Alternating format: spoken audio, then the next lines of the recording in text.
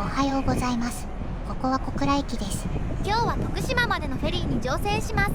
ということで門司駅にやってきました。空白の時間は門司港や関門海峡を観光していました。フェリー乗り場行きバスの案内がたくさんあるね。今回はどのフェリーなの？実はここには書いていないんですよね。今回乗るフェリーはオーシャン東急フェリーです。オーシャン東急フェリーも門司駅から連絡輸送をしていますが、乗り合いタクシーなんですよね。時間になったら黄色い旗を持ったタクシーの人が来るはずです。ターミナルにやってきました。乗り合いタクシーは普通のタクシーだったね。バスのようなものを想像していましたが、タクシー1台で足りる人数しかいませんでした。なんていうか、ターミナルも事務的な感じだね。とりあえず2階で乗船券を発行しに行きます。売店とかはないの？ターミナルには自動販売機だけみたいです。ちなみに、船内にもレストランはないです。待合所にやってきました。人が少ないね。椅子も少ないけど、お客さんいるのかな？オーシャン東急フェリーは貨物輸送に重点を置いたフェリーみたいですので、徒歩客はおまけな感じですよね。あ、乗船はあと10分くらいで始まるんだね。ちょうどボーディングブリッジを接続しているところみたいです。この船は4デッキまでは車両後半で、5デッキだけが客室となっています。窓が少なくて貨物船みたいな見た目をしているね。トラックの搭載数では貨物輸送を重視したサンフラワー、カムイよりも多いんですよね。旅客サービスも最小限のシンプルフェリーがコンセプトのようです。乗船時間になりました。この船も連絡通路の前で改札するんだね。連絡通路はちょっと暗い。いかにも通路って感じだよね。乗船するフェリー、ビザンは旅客サービスを最低限にして貨物輸送に重点を置いた船内が特徴です。オーシャン東急フェリーには他に3隻の姉妹船がいますが、いずれも同じデッキプランを採用しており、貨物色の強いフェリー会社です。なんか檻の中みたい。柵の高さが他のフェリーよりも高くて威圧感がありますよね。旅客船ではデッキから乗客が転落するのを防ぐための監視が必要になりますが、柵を高くすることでそのコストを下げているのかもしれませんね。船内は綺麗だね。右が個室、左がツーリストのベッドって感じかな。この船の個室は全室窓があるので通路は少し閉塞感があります。結構個室がたくさんあるんだね。このフロアしか客室がないので詰め込んでいる感じがあります。端に着いたかな？いや、まだあるみたい。多分ここが客室フロアの真ん中ですね。休憩スペースが事務室みたい。結構遠いね。今日取った部屋は一番前なのでなおさらですね。個室？個室です。こうして見ると、どこも同じような通路で迷いそうになるよ。船内綺麗ですがどうも無機質さがあります。部屋が見えてきた。今日の部屋は A1 号2から3人定員の個室です。結構広い。床はカーペットだね。座布団もある。壁には折りたたみ式の2段ベッドがありますね。3人定員だから1人は床で寝るんだね。ちゃんとマットレスも置いてたよ。あとはテレビと冷蔵庫ですね。他の船の個室とも同じ感じかな。洗面台などはありませんが、冷蔵庫があるのでツーリスト個室よりは上級な感じでしょうか。カーペットですが、意外と居心地が良いですね。ゴロ寝できるね。物掛けもハンガーもあるし、欲しいものは大体揃っているかな。あとは窓からのオーシャンビューだよね。おお、良い景色だね。やっぱり部屋に窓があると嬉しいよ。せっかく乗り物に乗っているなら景色は楽しみたいよね。ベッドを展開してみましたがさすがに狭いですね。思ったより簡単に倒れるので展開は楽です。そろそろ出港だし、デッキに行こうよ。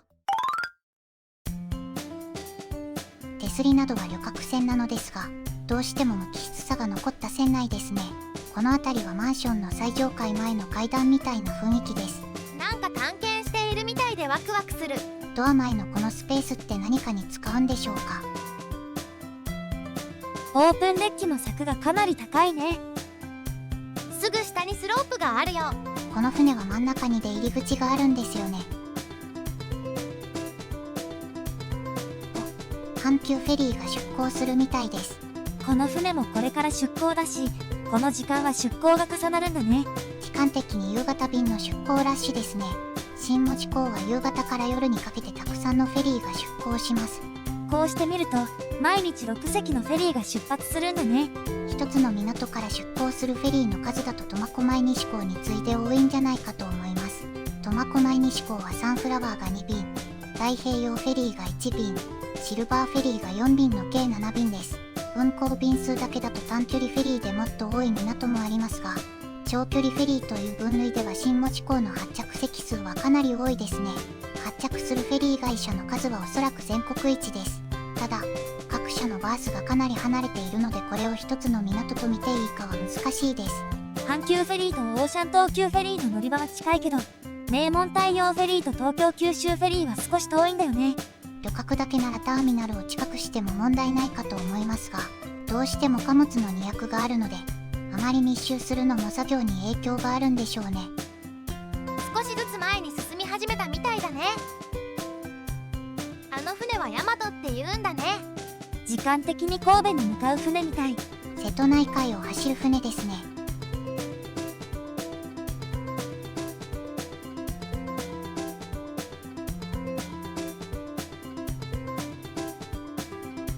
私たちも出発です。当たり前だけど、ゆっくりだね。この船も2016年就航と比較的新しいので振動が少ない気がします。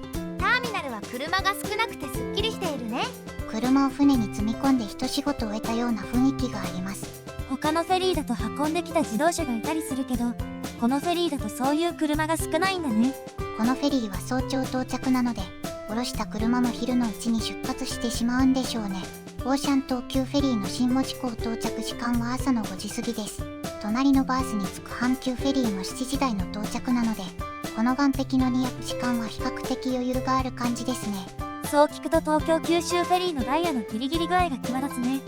一応阪急フェリーも同じグループなんですが、運行スケジュールがここまで違うのは不思議です。一応新日本海フェリーの浜那須と同じ速度で走れば1日1往復できるんですよね。瀬戸内海でそこまで高速航行ができるとは思えませんが、停泊時間が少しもったいないですよね。その分船内設備の整備時間に充てられるメリットはあるのかな。休校日がないのでそのメリットはありますね。こっちに東京九州フェリーのターミナルが見えるよ。トレーラーが止まっているけど、横須賀ほど多くないね。まだ5時間くらいあるのでこれから集まってくるのかもしれません。嵐の前の静けさって感じ。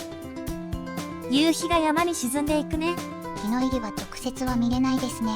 でも明るい時間の出港だから景色を楽しめるのは嬉しいかな。部屋に戻ってきました。やっぱり部屋に窓があるのは良いね。この辺りは船も多いみたいだし、部屋で景色を見ているだけで楽しいよ。なんか大きい船が見えてきた。東京九州フェリーのソレイユですね。さっきの阪急フェリーよりも大きいね。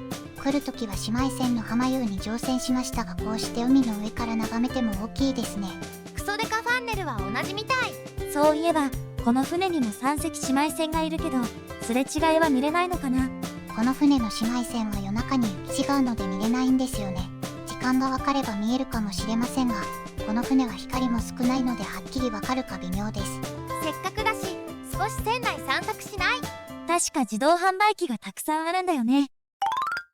とりあえずフォワードロビーに来ました。カーテンが閉まっている。景色は明日もお楽しみだね。リラクゼーションスペースです。テレビもあるし、他の船のプロムナードみたいな感じかな。座り心地も良いので相部屋利用の時は使いそうです。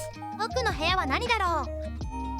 あ、コインランドリー。乗船してしばらくは使われていましたね。ここにも自動販売機があるね。飲み物とアメニティの自動販売機みたいです。そろそろ本当の自動販売機コーナーを見に行きましょう。ここが一番広いね。ここはオーシャンプラザというみたいです。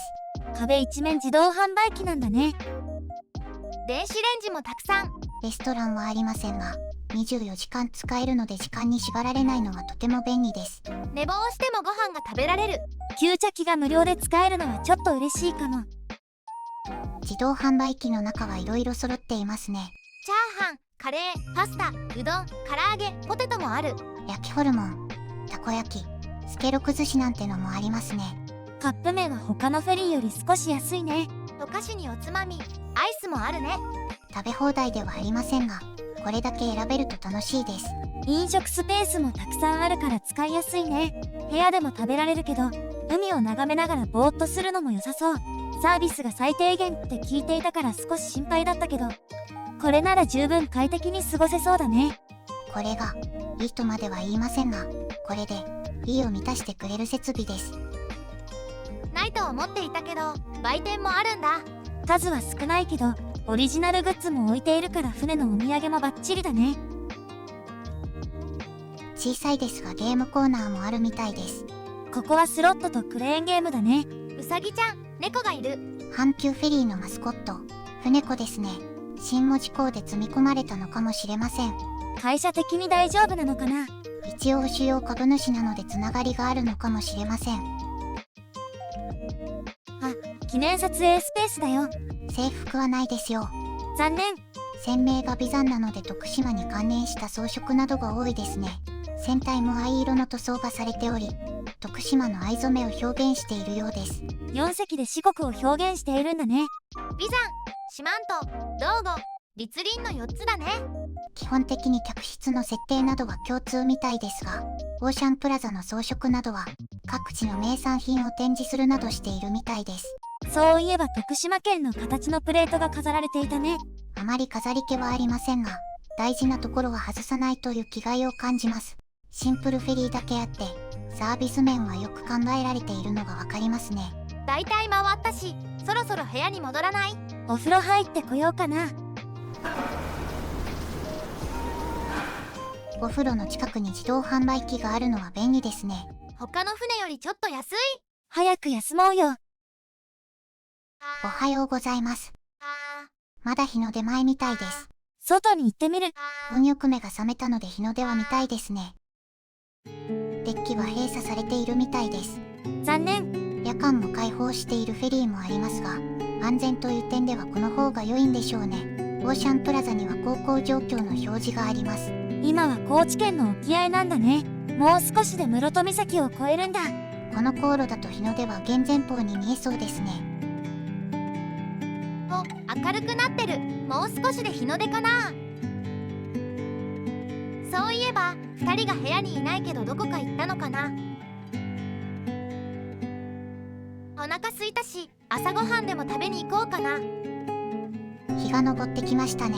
穏やかな海だね。なんとなく日の出の見え方が四国らしいような気がします。少し暖かい地域って感じの空気があるね。あ、いたいた。港さん、お腹空いたからご飯食べに来たよ。どれにしようかな。これだけたくさんあると迷うね。うどんにしました。つゆが中に入っているみたい。お湯を入れてくださいだって。吸着のお湯を使うみたい。水の入れる量は9分目くらいでちょうどいいって。お湯も入れたしチンだね。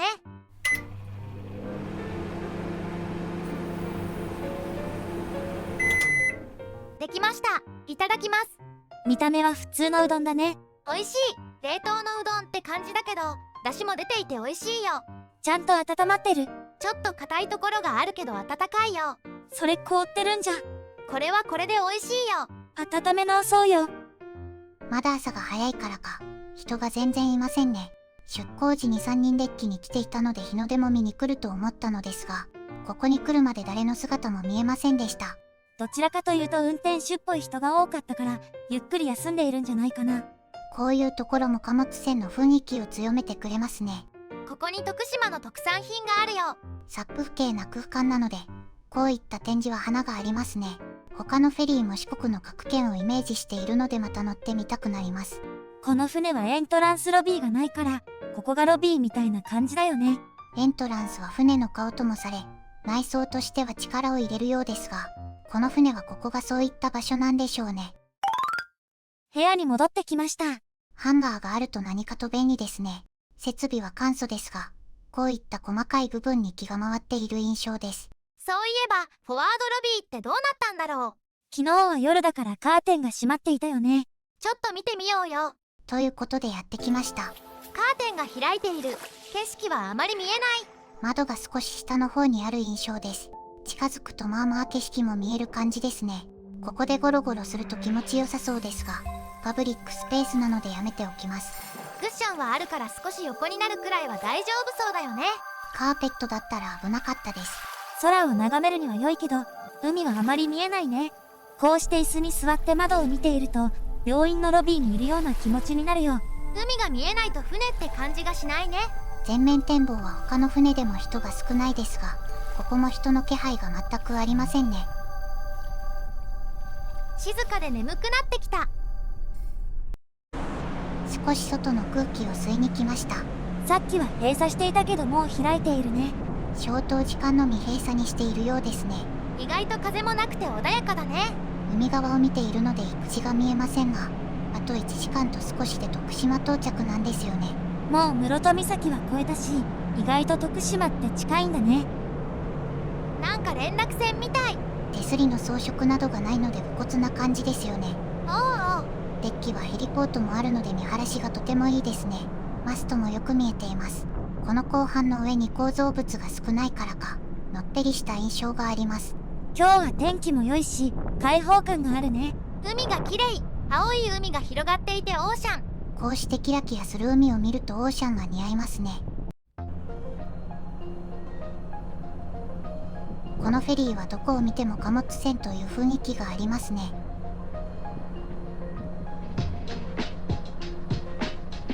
部屋に戻ってきました。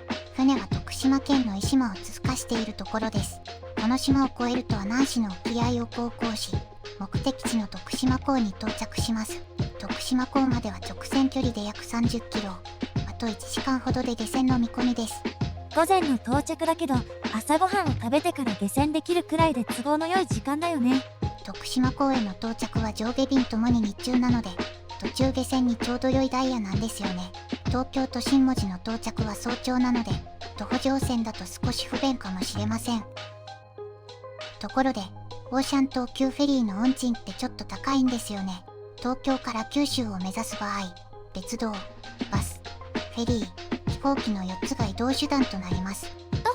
一応船に乗っているので九州の目的地を小倉にすると、方法としてはこれくらいかと思います。オーシャン東急フェリーの料金は最低でも2万円を超えるんだね。こうして見ると、飛行機と新幹線が現実的な移動方法なのがよくわかるよ。高速バスも夜の移動なので時間帯によっては候補になりそうです。船は貨物中心だろうけど、価格面でも勝負にならないのはちょっと意外。時間を考えなければ、風呂もあるのでサービス面は船の方がいいんですけどね。同じ船で比較しても東京九州フェリーの方が早いし安いね。オーシャン東急フェリーは寄港便なのでどうしても時間がかかってしまいます。レストランとかのサービスを求めると東京九州フェリーの方が良いんだよね。サービス面は完全に好みが分かれそうなところです。オーシャン東急フェリーはセルフサービスのものが多いので、時間に縛られないのはメリットなのですが、シアターなどはないので暇つぶしは困るかもしれませんね。慣れた人向けなところはあると思う。乗用車の運賃は両社それほど変わりませんが、オーシャン東急フェリーは徳島に寄港するので、今回のように四国に行きたい時は候補になるかもしれません。ご案内いたします。本線は間もなく徳島港に到着いたします。個室をご利用で徳島で下船されるお客様は、係の者が鍵を回収に参ります。お部屋にてお待ちください。あ、回収に来てくれるんだね。そのようです。徳島市街が見えてきました。右手の低い山が眉山でしょうか。シンボルという割には低いんだね。眉山の標高は290メートルと低いですが、その形が特徴的です。細長く盛り上がった形が眉のように見えるので、眉山という名がついたそうです。徳島市街の左側にも市街地が見えるけど、あれが小松島かな。確か昔は小松島港が徳島の玄関だったんだよね。徳島市街地は吉野川が流れており、港湾建設には向かない土地でした。このため近年まで徳島港は小松島が中心的立ち位置にあり、この船も小松島港を発着していたそうです。徳島港に入ってきました。オーシャン東急フェリーのターミナルは港の先端の沖島にあります。陸地が近づいてきたけど、もう着岸かな。右舷をつけるみたいなのでここからだとわからないですね。ロビーで待ちましょうか。ランプが動いてるね。ボリードみたいで面白い動き。積み込みを待つトレーラーが何台か見えますね。そういえばこの船は110分で全ての車両を降ろすことができるそうですよ。他にもデッキのレイアウトや自動化装置などで荷役効率を高めているみたいです。ちも動き出した。徳島で下船する人は私たちの他には1組だけだね。乗用車で下船する人もいると思いますが少ないですね。寄港便だと積み込みと荷下ろしどっちが多いんでしょう。それでは下船です。ちょっと高さがあるね。2015年完成なので新しいですね。ちょっと綺麗。受付も綺麗ですね。着いた。こうして見ると大きいね。やっぱり窓が少なくて貨物船みたいです。ちょうど見晴らしの良い場所がありました。結構岸壁ギリギリに止めるんだね。もう積み込みしてるみたい。全体を見渡せるのは嬉しいですね。この後はどうするんだっけ？フェリーを乗り継いで大阪まで行きます。南海フェリーだね。ご視聴ありがとうございました。よければコメント、高評価、チャンネル登録お願いします。